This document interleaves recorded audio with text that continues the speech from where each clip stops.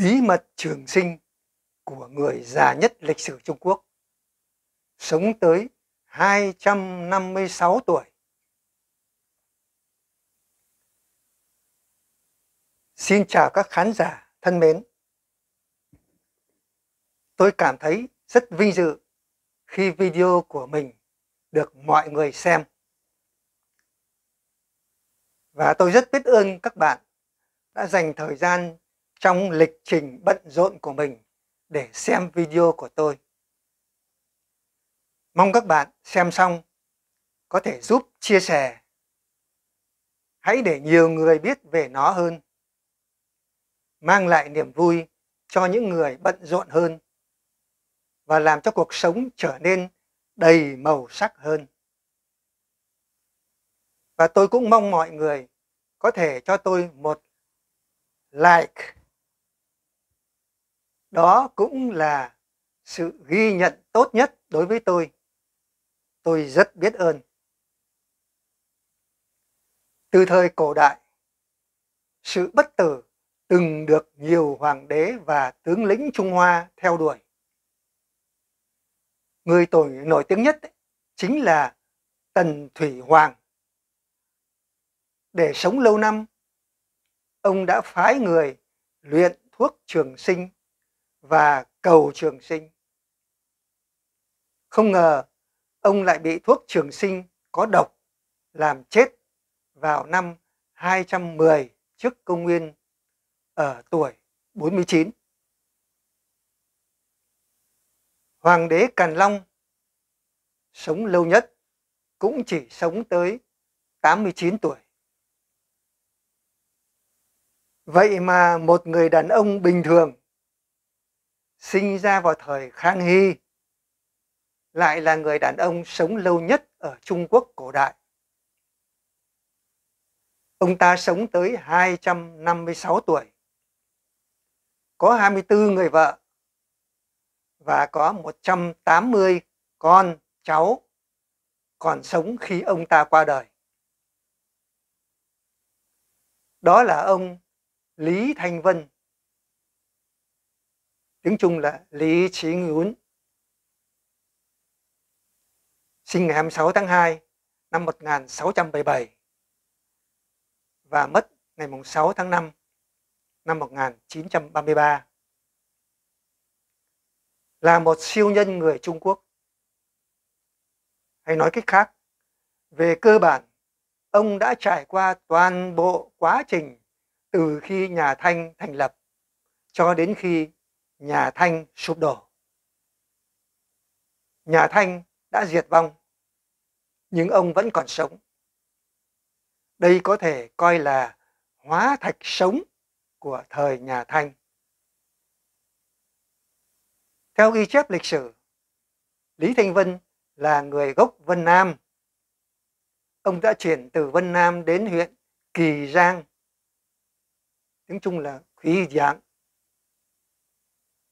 tỉnh Tứ Xuyên,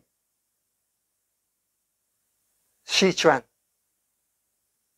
nay là huyện Kỳ Giang, Quý Giang, thành phố Trùng Khánh, Chin Chóng. Khi đã ngoài 90 tuổi. Sau đó ông sống ở huyện Kỳ Giang 166 năm cho đến khi qua đời. Ông là chuyên gia về thảo dược Trung Quốc, một bậc thầy khí công và một cố vấn chiến thuật trong quân đội. Ông sinh năm 1677, năm thứ 16 đời vua Khang Hy nhà Thanh, Xin Khang Si. Ông được cả thế giới biết đến với tuổi thọ cực cao, vượt xa tuổi thọ đã được xác nhận là lâu nhất là 122 năm 164 ngày của một phụ nữ người Pháp tên là Jeanne Calment. Ông sống phần lớn cuộc đời ở những vùng núi và làm nghề bán các loại thảo dược, linh chi, câu kỷ, nhân sâm, mọc hoang, hà thủ ô đỏ và rau má, cùng với các loài thảo mộc khác của Trung Quốc, và sống bằng chế độ ăn uống các loài thảo mộc này và rượu gạo, uống rượu gạo đấy. Lý Thanh Vân biết đọc, biết viết từ khi còn là một đứa trẻ, và từ lúc 10 tuổi đã cùng gia đình đi đến Cam Túc, Sơn Tây, Tây Tạng, Việt Nam, Thái Lan và Mãn Châu để thu thập thảo mộc, và tiếp tục công việc này trong một thế kỷ trước khi chuyển sang bán những thảo mộc do người khác hái. Năm Lý Thanh Vân 72 tuổi, tức năm 1749, năm Càn Long thứ 14 của nhà Thanh đấy, ông đến Khai Tiên, tiếng Trung là Khai San, gia nhập quân đội và trở thành giáo viên võ thuật và cố vấn chiến thuật của quân đội. Năm 1927, Tổng tư lệnh của Quốc dân Cách mệnh quân là ông Dương Sâm Giáng Sân đã mời ông đến thăm huyện Vạn Tiên, Hoan San ở Tứ Xuyên. Tướng Dương Sâm bị thu hút sâu sắc bởi sức mạnh và kỹ năng sưu tầm thuốc thảo dược Trung Quốc của ông lão. Bức chân dung nổi tiếng của ông được chụp tại đây. Thủ lĩnh quân phiệt Trung Quốc Ngô Bội Thu đã đem ông về nhà để cố nghiên cứu bí mật về cách sống thọ 250 năm của ông. Ông qua đời vào ngày 6 tháng 5 năm 1933 tại Khai huyện, Tứ Xuyên, Trung Hoa Dân Quốc. Theo cáo phó đăng trên tạp chí Times, The New York Times năm 1933, Lý Thanh Vân qua đời ở tuổi 256. Ông cưới 24 người vợ và nuôi 180 người con, cháu, trải qua hơn 11 thế hệ. Tức là ông đã có 23 người vợ đã chết và sống với người vợ thứ 24. Người vợ này khi ông qua đời đã 60 tuổi, nghĩa là hai người chênh lệch 196 tuổi.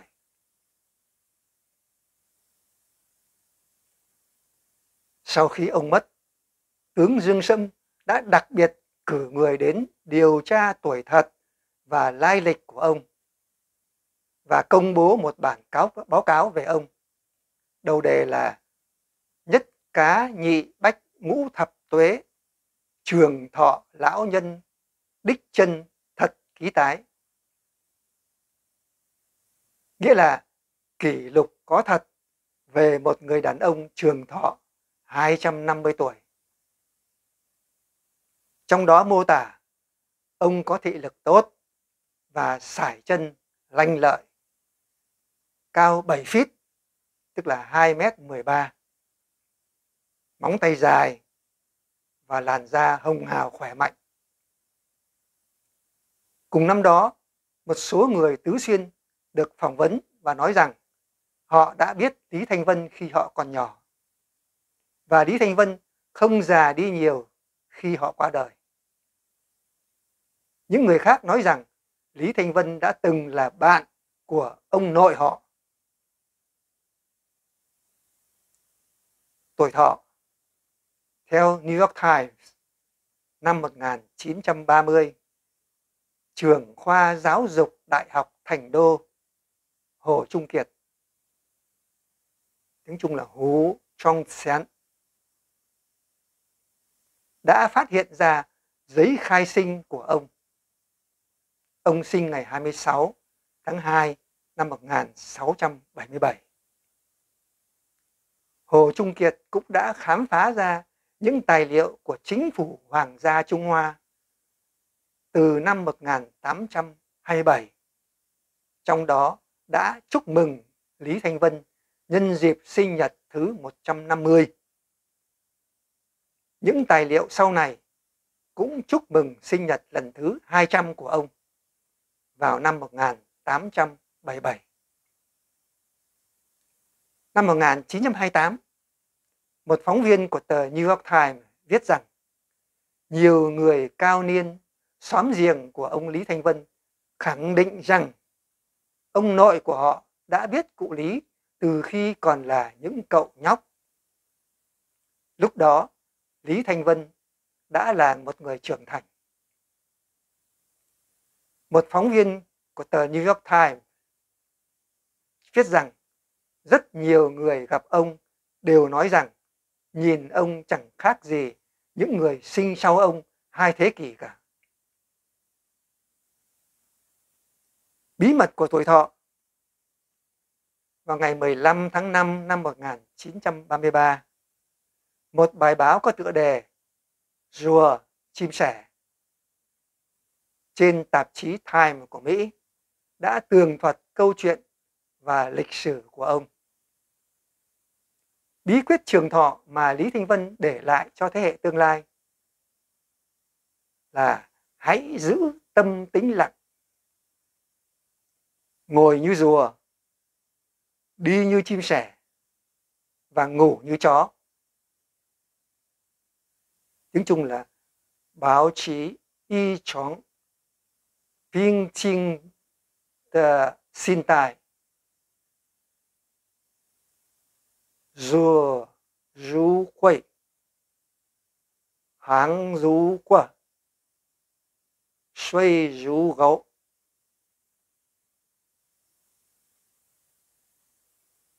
Năm 1928, Lý Thanh Vân viết cuốn sách Bí mật trường sinh.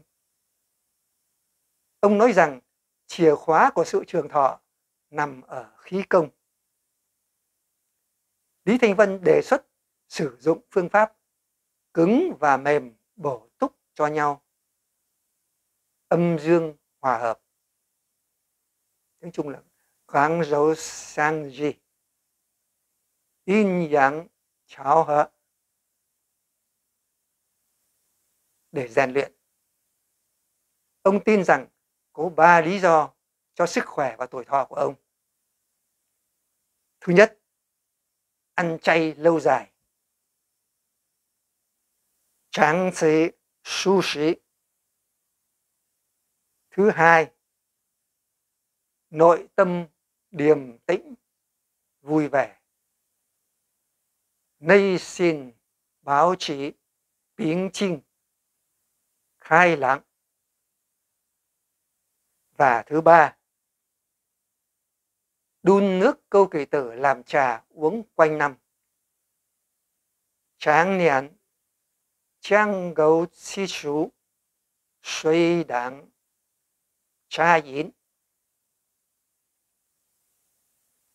Ông đã dành cả cuộc đời mình để sưu tầm thuốc thảo dược Trung Quốc và thu thập bí quyết trường thọ.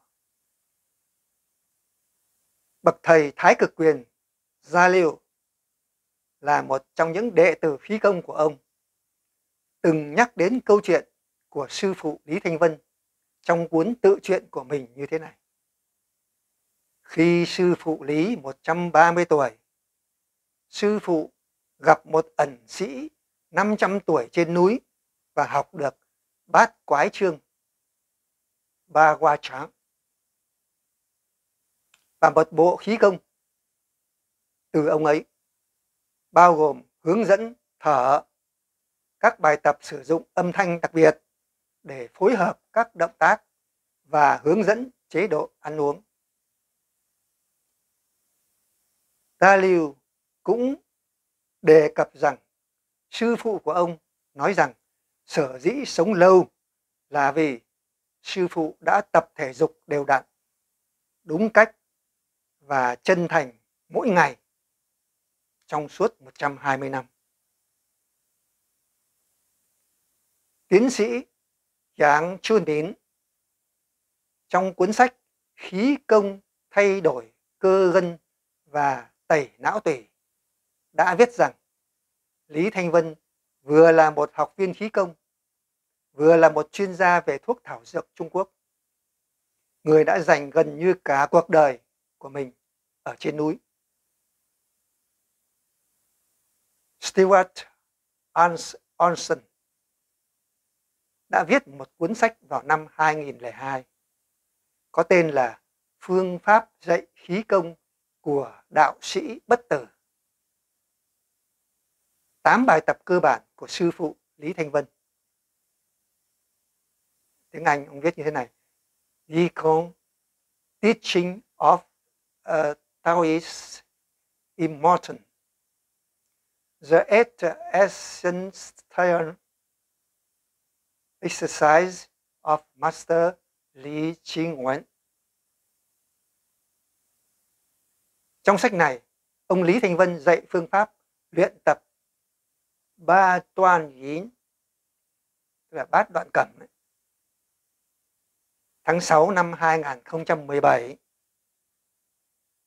số 6 năm 2017 của tạp chí Qigong, tức là khí công, đã đăng một bài báo của ông Liu Chengxun, 87 tuổi, có hộ khẩu ở Kaishan, hiện sống tại số nhà 24 Chengquan Land, thành phố Thường Châu, với đầu đề Tưởng nhớ ông già 256 tuổi Lý Thanh Vân.